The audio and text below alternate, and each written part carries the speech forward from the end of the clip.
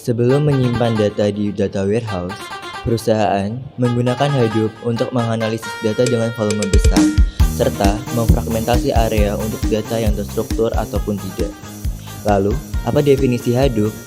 Hadoop merupakan kerangka kerja open source yang dikelola oleh Apache Software Foundation yang memungkinkan pendistribusian proses data yang berkapasitas besar, yang terstruktur atau tidak sama sekali secara paralel pada komputer-komputer yang terhubung sehingga dapat saling bekerja sama dan sinkron dalam menyimpan dan mengolah data sebagai satu kesatuan. Hadoop didesain untuk dapat bekerja secara efektif baik dalam skala terkecil yang hanya melibatkan satu server hingga skala besar yang mempekerjakan ribuan komputer. Lalu apa cara kerja Hadoop? Hadoop bekerja dengan cara memecah data besar menjadi bagian kecil yang kemudian didistribusikan ke ribuan titik pemrosesan komputer yang berbiaya terjangkau, lalu mengombinasikannya hasilnya menjadi rangkaian data yang terlebih kecil untuk mempermudah proses analisis. Contoh penggunaan Hadoop. Hadoop biasa digunakan untuk menemukan penawaran tiket penerbangan di internet. Lalu, umumnya Hadoop memiliki 4 layanan di dalamnya. Yang pertama, ada Hadoop Distributed File System atau HDFS. HDFS digunakan untuk menyimpan file-file di mana file sistem dihubungkan untuk kemudian diubah menjadi file tunggal berukuran besar. Yang kedua ada MapReduce. MapReduce digunakan untuk memproses data paralel dengan tampilan grafis tinggi dengan cara memecah data dan menyebarkan ke berbagai titik. Kemudian ada Hadoop Yarn. Hadoop Yarn digunakan untuk platform resource management yang bertanggung jawab untuk mengelola resource dalam cluster dan melakukan scheduling. Yang terakhir ada Hadoop Common, berisi library-library umum yang mendukung library lainnya untuk dapat digunakan. Ini terkait perintah-perintah dasar yang ada pada Hadoop. Dapat dikatakan bahwa Hadoop merupakan solusi yang dapat menjawab tantangan Big Data. Berikut ini adalah 3 tantangan utama Big Data yang dapat diatasi oleh keberadaan Hadoop. Yang pertama, volume. Hadoop dapat memenuhi keperluan untuk menyimpan dan mengelola data dalam jumlah yang sangat besar dan terus bertambah dari waktu ke waktu, baik yang struktur ataupun tidak sama sekali. Yang kedua, velocity. Adanya kemampuan untuk memenuhi keperluan untuk bisa mengakses data dalam jumlah besar dengan cepat merupakan salah satu kemampuan Hadoop dalam mengatasi Big Data. Yang ketiga, variety. Semakin bervariasinya data saat ini sehingga teknologi Relational Database Management System atau RDBMS sudah tidak mungkin menanganinya lagi. Yang keempat, memiliki toleransi kesalahan hardware. Hal ini berguna untuk melindungi proses yang berada pada node yang sedang bermasalah langsung secara otomatis dipindahkan ke node yang lain sehingga dipastikan komputasi tidak akan gagal. Penyimpanan data copy juga diproses secara otomatis. Dan yang terakhir, Hadoop memiliki fleksibilitas terhadap data yang akan digunakan. Tidak seperti relational database biasanya. Data harus tersimpan dahulu sebelum digunakan, sehingga mudah untuk mengakses data yang baru dengan tipe yang berbeda-beda.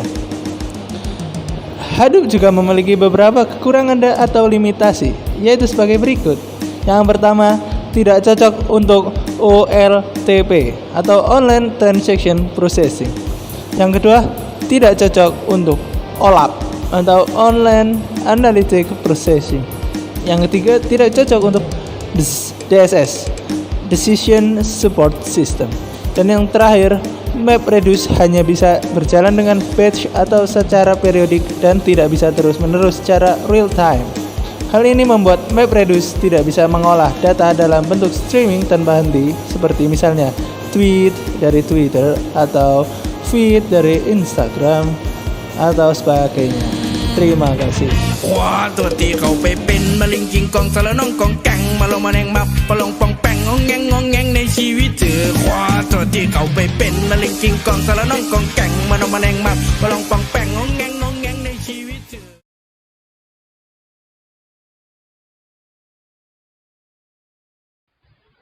Mengapa manajer umum masyarakat memutuskan untuk mengembangkan sistem proses transaksi otomatis? Manajer umum masyarakat memutuskan untuk mengembangkan sistem proses transaksi otomatis karena sistem ini memberikan banyak manfaat real time untuk bisnis. Sistem pemrosesan transaksi adalah jenis pemrosesan komputer yang dilakukan di hadapan pengguna komputer yang memungkinkan respon langsung terhadap permintaan atau transaksi pengguna.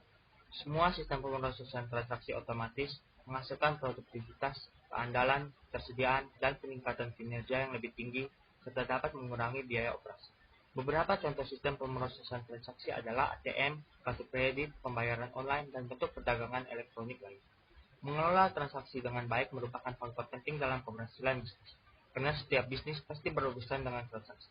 Seiring pertumbuhan bisnis, jumlah transaksi yang harus ditangani akan meningkat secara drastis, sehingga sangat penting memastikan bahwa proses transaksi tidak menjadi terlalu rumit agar bisnis tidak kehilangan pelanggan. Mengapa manajer memutuskan bahwa mereka menggunakan sistem cerdas? Dalam hal apa sistem baru itu cerdas? Manajer memutuskan bahwa perusahaan membutuhkan sistem yang cerdas karena segala sesuatu sekarang bergerak dengan sangat cepat.